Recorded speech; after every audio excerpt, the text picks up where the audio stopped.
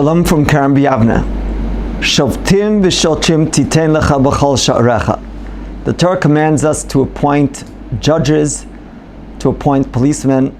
The Balei Drush suggests, Shoftim v'shotrim titein lecha. The pasuk is telling us, not only do we need to appoint judges to judge the Jewish people, but each person needs to be his own judge.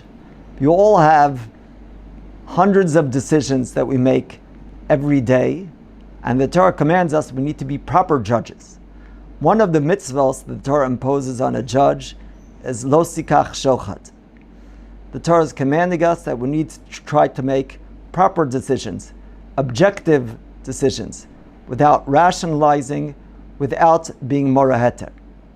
We generally speaking do that which we think is right. But what we need to consider is whether we act the way that we do because we truly think that it is right, or perhaps we think that it's right because that's the way we want to act, because we want to rationalize our deeds. The Chafetz Chaim writes, the Mishnah Berurah in Hilchos Yom Kippur writes that hayetzer hara yesh lo heterim harbe. We need to consider whether perhaps our Yetzer Hara is swaying our judgment, swaying our ability to view the world.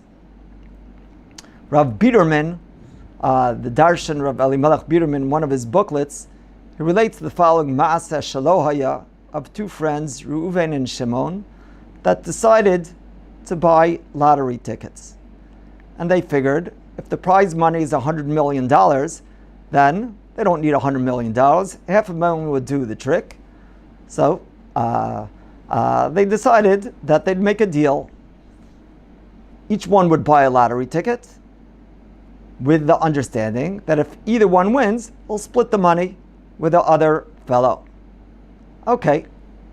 Then lo and behold, Reuven hears that Shimon won the lottery. But Reuven's afraid that Shimon might try to back out from his part of the deal, from the agreement. So he devises the following plan. He knocks on Shimon's door and says, "Hey, my good friend Shimon, I'm sure you'll be happy to hear the good news." What's the good news? Says Reuven, "I won the lottery." And Shimon says, "And you're going to split the money with me, right? You made a deal." Says Reuven, "What deal? That wasn't serious. Wish me a mazel tov that I won all that money." And Shimon says, "That's crazy. What you talking about? We made an agreement."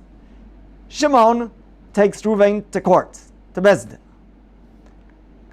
And he makes his claim in front of the Beis Din, and the judges ask Reuven, "What do you have to say for yourself?